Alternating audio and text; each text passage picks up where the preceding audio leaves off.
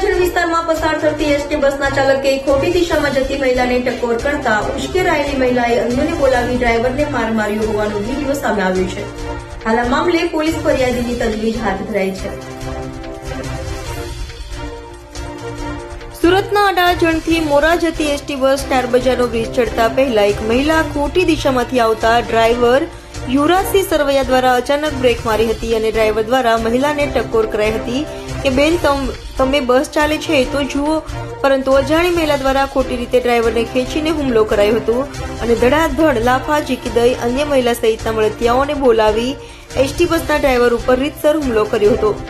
જેનાથી સારવાર કરી ડ્રાઈવર એસટીના યુનિયન લીડર કૌશિક દેસાઈ અને વિપિન લંગડિયા સાથે અડાજણ પોલીસ મથકે પહોંચ્યા હતા અને ત્યાં મહિલા સહિત તેના મળતિયાઓ વિરુદ્ધ પોલીસ ફરિયાદ કરવાની તજવીજ હાથ ધરી હતી.